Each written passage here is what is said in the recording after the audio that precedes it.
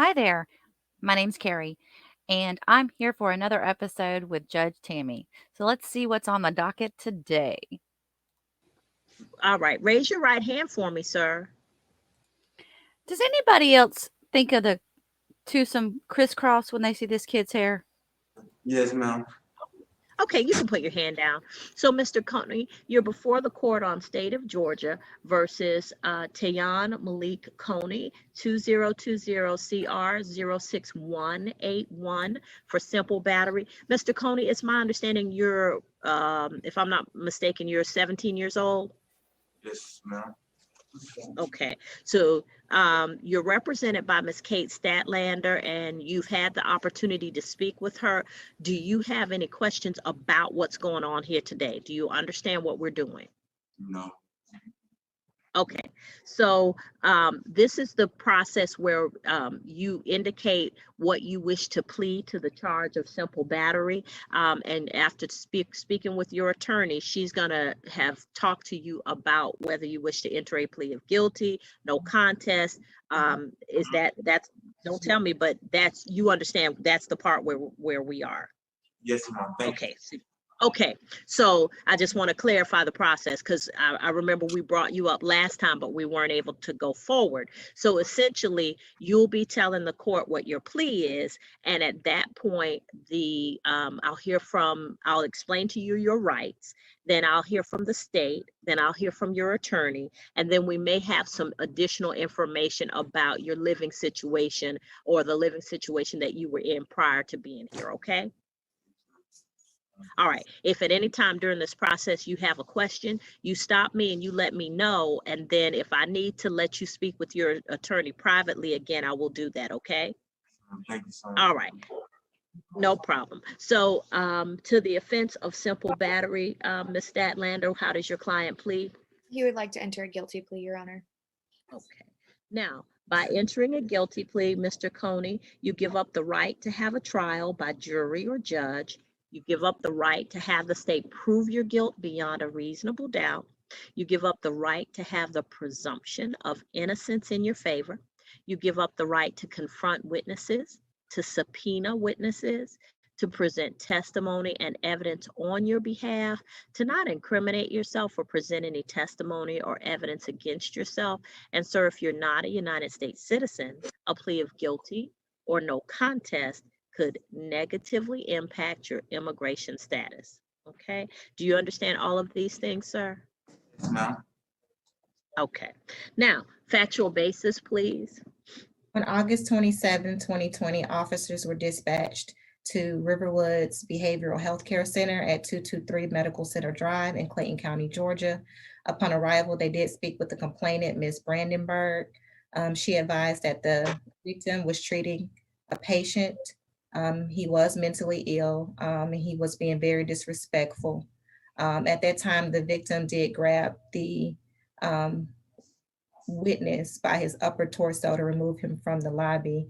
At that time, a juvenile offender ran to the victim and started to throw multiple strikes and punches. At that time, the defendant and one other patient also ran towards the victim and jumped in and also began throwing punches to Mr. Theotis Chapel, who was an employee at the facility. Officers did respond and custody. He was charged with battery. Your Honor, the state's recommendation in this case was 12 months to serve 15 days credit for any time that he's served, with the balance suspended with the condition that he commits no new violations of the law. He has been in custody since August 27th. I will let Ms. Statlander go first regarding information she has. I'm not touching All right, Ms. Statlander. That is my understanding of the recommendation, Your Honor. As far as living and release, I was able to make contact with his mother a couple of times. It was also my understanding that he doesn't have a defects caseworker or a defects case at this point. So I was in speaking to his mother, I provided her with some resources such as the Clayton Center. I've also reached out to the coordinator at the jail to provide him with some resources. She said that if he has any medication that he's been taking while in custody, that any leftover she would provide him as well. I think at this point, the unfortunate reality is that I mean, I can't, because he doesn't have a defects case or anything like that. I can't facilitate him going somewhere. I can't place him somewhere. So I think the unfortunate reality is I understand he wants help, and I know his mother does as well. But I informed her that at this point, like I said, I provided the resources, but I think at this point, I think it would be, I informed her that she would likely have to pick him up and then bring him elsewhere if she would like to bring him elsewhere. Oh, okay, so question. So he was, prior to his being admitted to Riverwood, he was living at home with his mother? That was my If I understanding. can clarify, Your Honor, we did speak with his mother. He is not a foster child. I know he indicated that previously. This is his biological mother. She was the one that sent him to Riverwoods due to some issues they were having at the home. Did she get a diagnosis and a treatment plan for him while he was at Riverwoods, or were they unable to complete that before this incident? Now, I'm not sure of that. I did call Riverwoods. Of course, they were not really that cooperative in giving me any information. They did indicate that he could not come back. We did reach out to Hillside, which is another behavioral health center.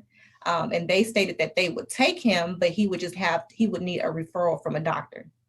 He does have insurance. His mother is out of town at the moment. She flew out yesterday when she found out of everything. Her flight was already scheduled. So she's aware of the court appearance today. So she would not be able to pick him up today if he was released. The Clayton Center is requiring for her to show her income. He does have insurance, and she has to go and sign him up and everything. So he can go there. It's just the facilitation of getting him from here and having him sent there. Like I said, Hillside will gladly take him, but he just needs a referral from a doctor, which I'm assuming he has insurance. He should have a doctor. Okay, so how long is his mom gonna be gone? Is there any other family member? I am loath to release a 17-year-old who's And I agree, Your Honor. And I don't think we should.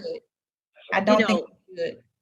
So this was my thinking. If we could do this, if we can run the 15 days to start today, his mom will be back in town between now and 15 days from now. She has all the information she needs to sign him up at the Clayton Center or schedule him a doctor's appointment to get him sent to Hillside. And there's no other responsible adult who could facilitate this? Your Honor, from my understanding of speaking with her, they have had some issues, which is why she doesn't really want him to come back to the home. There is a pending warrant, I believe, out of Fulton County for a situation between him and his mom, not violent, but a situation between him and his mom that she had to report. So she doesn't feel comfortable with him in the home, but I'm very clear from the conversation I had with her that she does not want him released to the street, of course. But if we could get the 15 days to start today, she will be back in town and can either get a doctor referral to Hillside or get the paperwork and everything they need to the Clayton Center so that he can go there and get the treatment he needs. And there's until July of next year. No other family member who could assist in this situation in her absence? No, Your Honor. Not that I know of either, Your Honor. So sad. Okay. All right. So, Mr. Coney, let me just say, I want to explain this to you because I know you're hearing the talk back and forth, but ultimately it's my responsibility. And one of the things that I always want to make sure is that the person in front of me knows why I'm making the decisions that I make. Because you are 17, you're not, you do come to state court at the age of 17. We can hear your case, but you're not an adult under the law fully yet. And since you're under the age of 18, what I don't want to do is to release you to the streets without there being someone to assist you either with getting to another treatment program or with making sure that you have a safe and stable home to go to. With your mom being out of town and her being the only responsible adult that we can identify, what I can't do, just can't do, is put you out on the street by yourself to fend for yourself for however long. So what I'm going to do is accept your plea of guilty. I will sentence you to 12 months to serve 15 days. The 15 days will begin today, no credit since the date of lockup, so that that will give us time to get your mom back in town to assist you. Now, I will say this, that the balance will be suspended up as long as there's no new violations. What I will do is, upon his mother's return to Clayton County and with the ability to assist him, if you all get me an order, I will change the sentencing to allow him out on the day she comes to get him. So if it's still within the 15 days, I'll terminate the sentence or suspend the sentence at the point where she can come get him. Okay? Okay. So Mr. Coney, let me explain what I'm gonna do. So as soon as your mom is available to come get you, I'll end your sentence and I'll release you from jail, which means that if she shows up in 3 days, you'll get out. That's not us. That's her. Because I want to make sure I have time to have your mom come back into town and be available to take you. But if she comes back and she's ready before the end of your 15 days, all they have to do is give me an order and I will sign it, and then we will make sure you can go with your mom, okay? I'm just like, I know. If they do send me, because she's not my biological, she had me for a while. Like if y'all are able to go back in the system, she had me for a while. We came from California, where I was adopted out there. Okay. And it's like, to me, it's a good thing, but it's a bad thing. It's a good thing because I want to get separated from her, but it's also bad timing. Like, I get you. So Mr. Coney, like I said, right now my hands are tied a little bit with this situation, but I'm gonna do the best I can to make sure that you don't spend a whole lot of time in jail, okay? But just give me time to work this out, okay? I'm just asking you for that. All right? You can go back with the sheriff's office. Come on. Thank you. Poor guy. All right, once his mom comes back into town and contacts you all, just go ahead and get me an order, and we'll go ahead and make it so that she can take him. Okay. Hello. Mr. Shaw, raise your right hand for me. You solemnly swear or affirm any testimony you give in this matter will be true. Ma'am, I sure do. All right, you can put your hand down, sir. You're before the court on 2021 CR 07658 for jaywalking and obstructing an officer. You're represented by Attorney Cook, who's with you here on the call. Do you, Ms. Cook, what does your client plead to the offenses before the court? Jaywalking. Mr. Shaw is entering a guilty plea to both counts.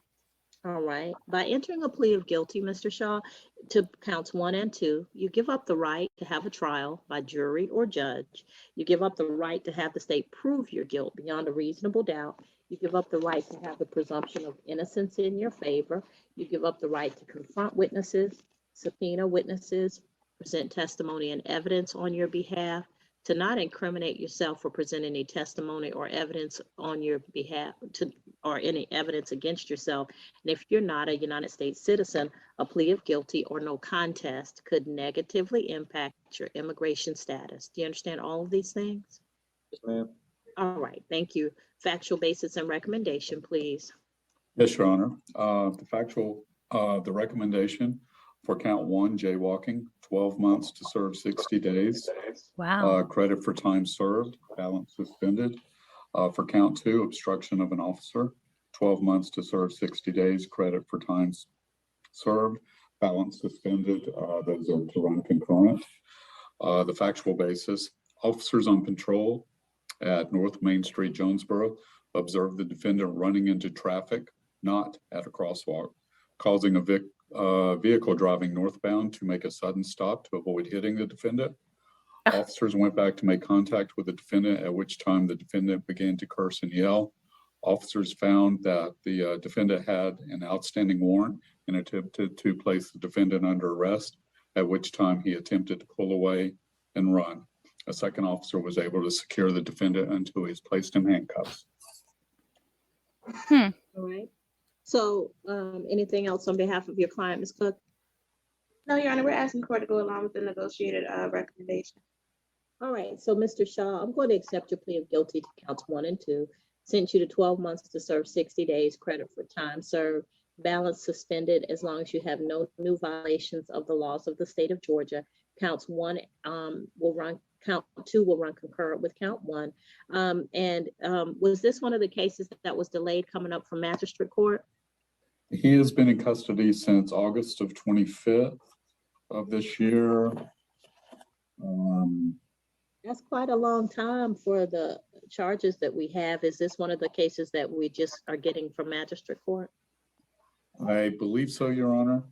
However, the case was just assigned to me this week. It had actually been accused previously before it was reassigned. All right, so Mr. Shaw, my apology, case should have languished between magistrate court and here, and we're trying to make sure that we get that pipeline worked out, that we can get the cases, but once they're in magistrate court, we can't take them until they send them to us, and so we're trying to figure out what that stop is, okay? But please accept my apologies, and sir, at this time, if you don't have anything holding you, the sheriff's office will release you today, okay? Ma'am, I think I do have a probation hold for violation of probation. Okay, all right then, Oh. sir. Idiot. Thank you. It sounded good though, thank you. Okay. Take care, Mr. Shaw. Yeah, thank you. All right, and I'm sorry, Ms. Steen, Brianna. She's such a better person than I am. I would be so frustrated with some of these people, and she's so calm with them. The patience of Job. Ms. Finley, raise your right hand for me. You solemnly swear or affirm any testimony you give in this matter will be true. Yes, ma'am. All right, so you can put your hand down. You're before the court on 2021 CR 07760 for Monique Octavia Finley for the offenses of leaving the scene and failure to yield the right of way. You're entering a plea of no contest to both per your attorney, Mr. Moore. By doing so, ma'am, you give up the right to have a trial by jury or judge.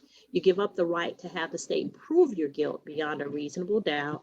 You give up the right to have the presumption of innocence in your favor. You give up the right to confront witnesses, subpoena witnesses, present testimony and evidence on your behalf, to not incriminate yourself or present any testimony or evidence against yourself. And Ms. Finley, if you're not a United States citizen, a plea of guilty or no contest could negatively impact your immigration status. Do you understand all of these things, ma'am? Yes, ma'am. All right, factual basis recommendation, please. On October 6th of this year at 8:35 p.m., an officer responded to intersection of Roxbury Drive and Grona Drive in Riverdale, Georgia, located in Clayton County, in reference to a motor vehicle accident in which the officer observed a Lexus LX 470 with the driver was missing, later identified as the defendant, Miss Cassandra Finley. The witness who was struck stated that the victim, the vehicle was operated by Miss Finley, who was not at the scene. The officer later returned to the scene of the accident where Miss Finley was found. Miss Finley admitted to the officer that she left the scene of the accident because she was afraid. After this happened, Miss Finley was placed in handcuffs and placed in the back seat of the patrol car, where she was taken to Clayton County Jail. She is being charged with leaving the scene, with recommendation is 12 months served, 16, balance suspended, no further, no new law violations, For count 2, failure to yield right away is also 12 months to serve. Balance suspended. Credit for the 16 days, and no new law violations. All right, anything else on behalf of your client, Mr. Moore? Your Honor, I believe that the 16 days should be time served at this point. I think she came in on October Yes. 10th. Okay, You mentioned time served. gotcha. October the 5th. Okay, so Ms. Finley, Yes, ma'am. so Ms. Finley, guess how many days you would have spent in jail if you had stayed in your car and waited to report the accident? None. No, I was scared. I'm sorry.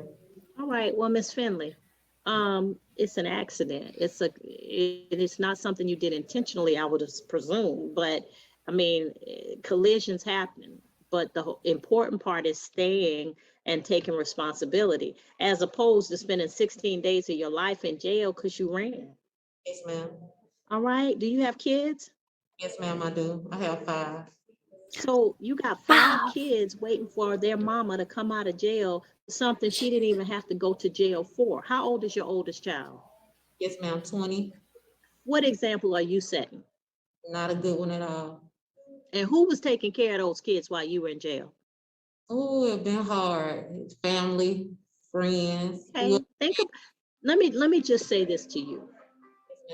Muted. Your kids don't deserve to have you make bad decisions, because when you make a stupid decision like that, that means the difference between you going home that day with a ticket and a court appearance, or you going to Clayton County Jail for 16 days, then your kids suffer because you're making a bad choice and you're thinking you're making this choice for you, but you're not. You're making a choice that affects them. You, as a mother, you have to depend on people to take care of your kids, but you don't know if they actually are taking care of your kids or if something else is happening to your kids while you're not with them.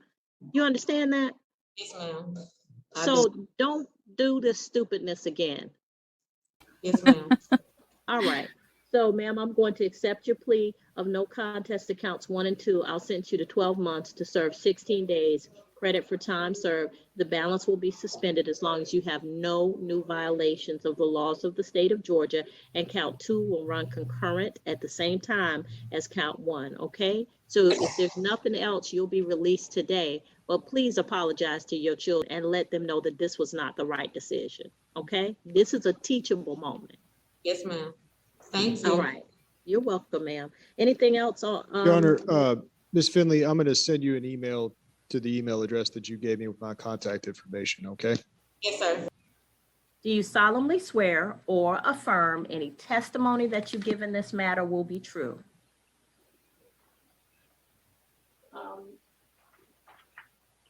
Is it? Yes, ma'am. Okay. You can put your hand down. Watch you have to think about that. Now, you're before the court on a video hearing because of the COVID-19 emergency. So, Ms. Afokwa, do you wish to have your hearing by video? Yes. Now, you're represented by counsel, your counsel is here, and everyone who would be in a regular hearing in the courtroom is also present, okay? So you're before the court on State of Georgia versus Lydia Afokwa, case 2020 CR 04280. You're charged with simple assault, criminal trespass, no license, and simple battery. Ms. Owens, Ms. Carrie Owens, attorney from the law firm of Lister and Holt, is representing. Ms. Owens, what is your client plead in this case? Judge, she would like to enter a guilty plea. Let's see. So I noticed that there's count 3. There's counts 1, 2, 4, and 5. Right. Okay. So on counts 1, 2, and 5, she'd like to enter a guilty plea and use the her first offender status. I believe she's first offender eligible. And then for count 4, it would be a NOLO plea. I believe she's also NOLO eligible. She is eligible for a first offender. Let me check the license here, I believe. She is eligible for a NOLO for the no license. All right, so Ms. Afokua, by entering a plea of guilty to counts 1, 2, and 5, and a plea of no contest to, you give up the right to have a trial by jury or judge. Now, if you were to enter a plea of not guilty and have a trial, if you were convicted, the maximum penalty could be up to 12 months in jail, $1,000 fine, or both per offense. But by entering a plea of guilty and no contest, you give up the right to have a trial by jury or judge. You give up the right to have the state prove your guilt beyond a reasonable doubt. You give up the right to have the presumption of innocence in your favor. You give up the right to confront witnesses, subpoena witnesses, present testimony and evidence on your behalf, to not incriminate yourself or present any testimony or evidence against yourself. And Ms. Afokua, if you are not a United States citizen, a plea of guilty or no contest could negatively impact your immigration status. Do you understand all of these things, ma'am? Yes, Okay. All right. A factual basis, please. Yes, Your Honor. On May 18, 2020, officers responded to 978 Boca Raton Drive in Forest Park, Georgia, 30297 regarding a disturbance. Upon arrival, they did speak with the victim in this case, Ms. Candace Afokua. She did state that the defendant in this case would show up unannounced at the home. Her stepdaughter called her and advised that Lydia was outside of the home. Her and her husband did pull up at the home at that time. She advised that the defendant began arguing with her and started calling her obscene names and cursing at her. That when Lydia went and got into her vehicle, if she was going to leave, Candace was standing at the passenger side rear of her vehicle, and Lydia proceeded forward with her vehicle, striking her in the leg. Candace stated that as Lydia backed up and came forward again in an aggressive manner with her vehicle, placing her in immediate danger at that time, Ms. Candace was able to proceed around her vehicle, and she was able to take a photo of the vehicle's tag that Lydia was driving. The officers also spoke with the witness, independent witness across the street, who advised that he observed Lydia outside in a violent rage, yelling at Candace. As he continued to watch, he observed Lydia drive her vehicle forward as if she was going to run Candace over. He advised that Lydia then backed the vehicle up and drove forward again towards Candace.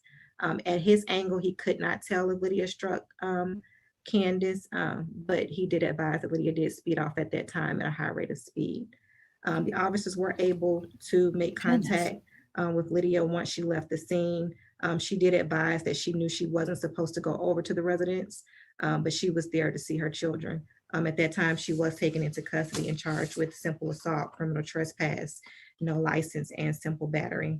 The state's recommendation in this case, Your Honor, is 12 months to serve 45 days with the balance probated for count 1, that she completes an anger management course, that she has no contact with the victim in this case, and that she does not return to the residence.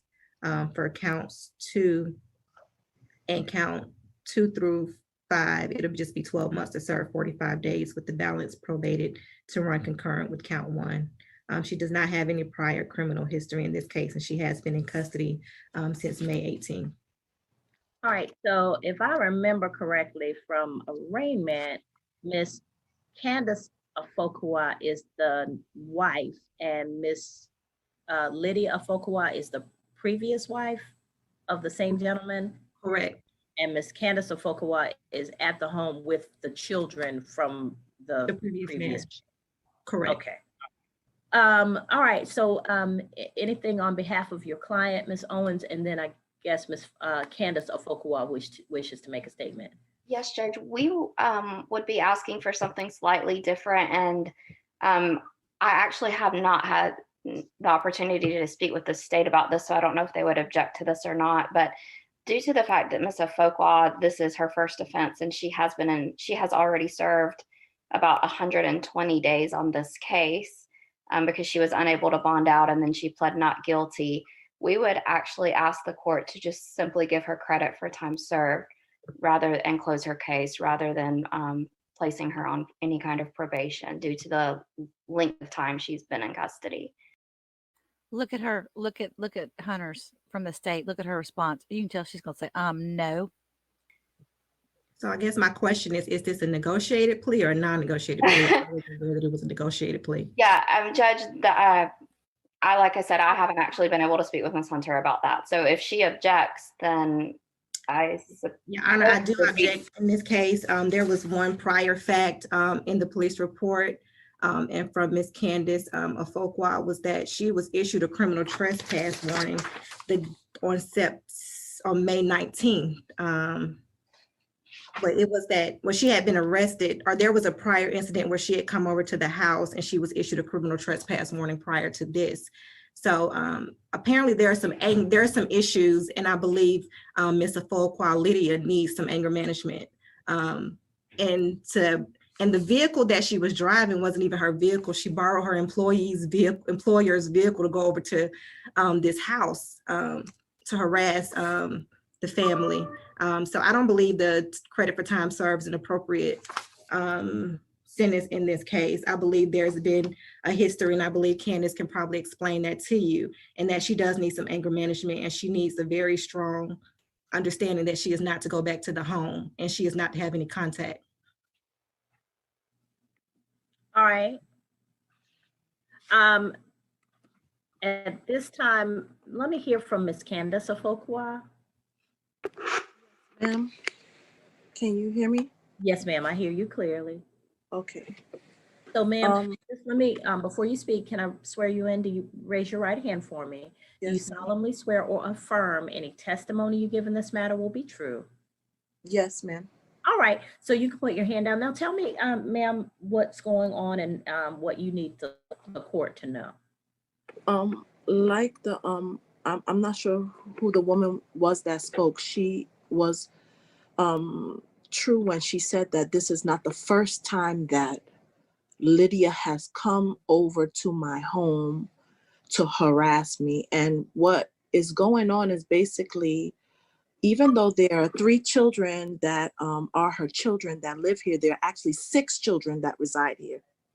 3 of her biological kids and 3 of my biological children. I just want to put that out there because there's more than just her children that are watching some of these episodes. She had come before, similar circumstance had happened. She came to see the kids. The kids came out to talk to her.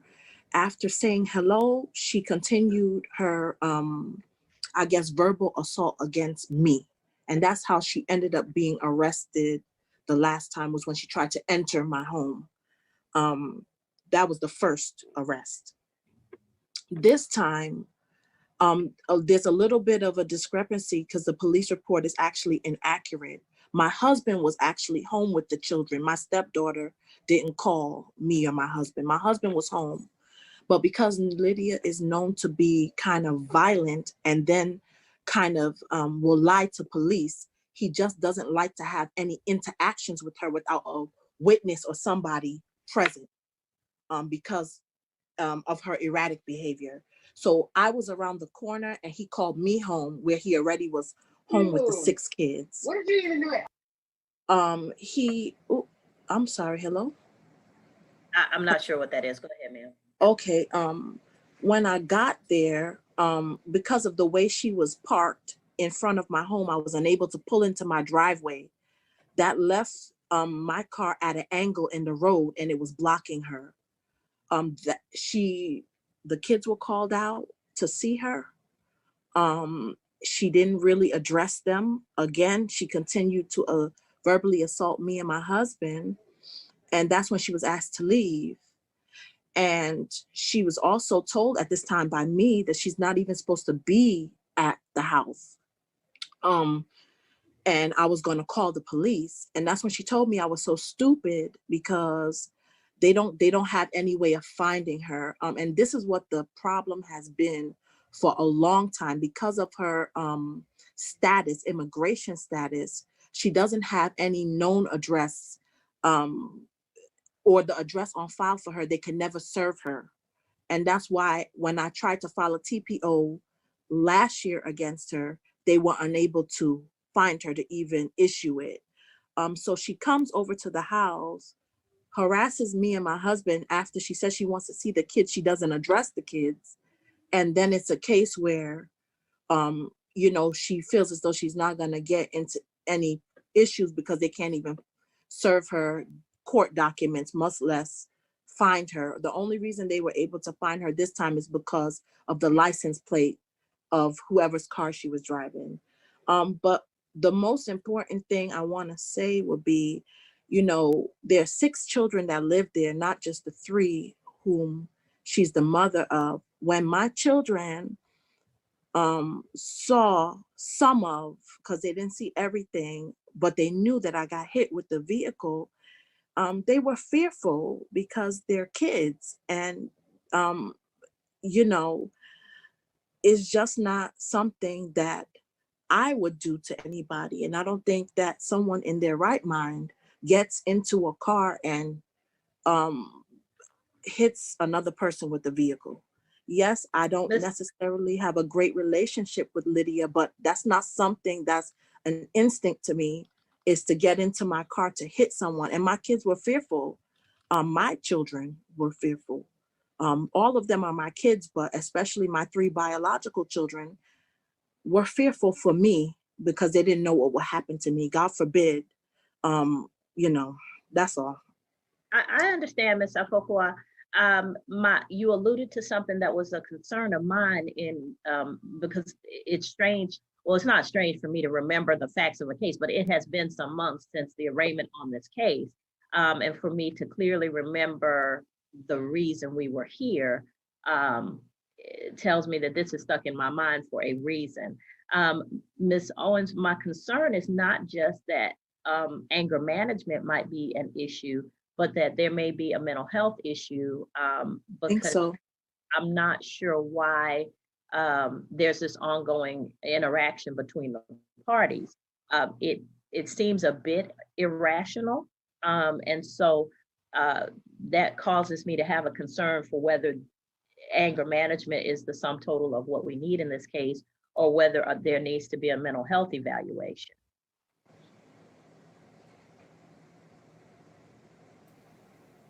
You got to unmute. What kind of mental health evaluation, as far as just mental health treatment is concerned? Well, I would advise her to have one under probation. So I would order anger management and that she take a mental health evaluation and any treatment that might be ordered as part of the mental health evaluation. I'm inclined to give her credit for time served as long as she understands that she's not to have any contact with Ms. Candace Afokua and not to go back to that location. Any contact that she has with her children, she's going to have to make through a court order with the Superior Court. Yes, That's Judge, fair. I understand that. So, because I have a concern for the 6 children that live in that home. This is disruptive, and it is not something that we want to allow to continue. So I will, we're calling audibles in this case. I'll go ahead and accept the plea of guilty to counts 1, 2, and 5, and no contest to count 4 under First Offender Act. I also sentence Ms. Afokua to 12 months to serve 45 days. I'll give her credit for time served, but the balance will be probated so that she can take an anger management class and undergo a mental health evaluation through probation. She's to have no contact with Ms. Candace Afokua and not to go back to 978 Boca Raton Drive in Forest Park. Now, Ms. Lydia Afokua, let me explain to you what that means, ma'am. If you were to violate my order and go back to that location or have contact with Ms. Candace Afokua, then you would be subject to being arrested for aggravated stalking. Aggravated stalking is a felony punishable by up to 10 years in prison, a $10,000 fine, or both. And if your status is not as a citizen of the United States, it would definitely jeopardize your ability to stay in this country, because it would be a felony, and the Immigration Service would have more than enough time to investigate your case and possibly begin proceedings against you. So I want to make it really, really clear what violating my order would mean. Do you understand, ma'am? Yes, ma'am. If you wish to see your children, then you and your former husband have to have contact through a court order from the Superior Court, or some other order that allows you to meet with the children, but not at the home on Boca Raton, and you're not to have any contact, no messages through social media, nothing with Miss Candace Afokua. Okay. Okay, because this kind of contact is damaging to your children. Okay, this is the kind of thing that causes upset and damage to children in general, but your children don't want to see this either. You understand? Yes. Okay. All right. So for counts 2 through 5, it'll be 12 months to serve 45 days. Credit for time served. Probation will, she'll be under probation, and that will run concurrent with count 1. Okay.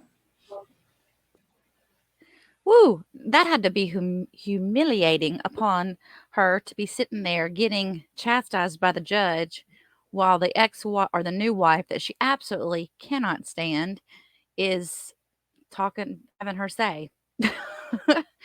Anyway, but it's for the good. I mean, she obviously is a little off and needs to be put in her place.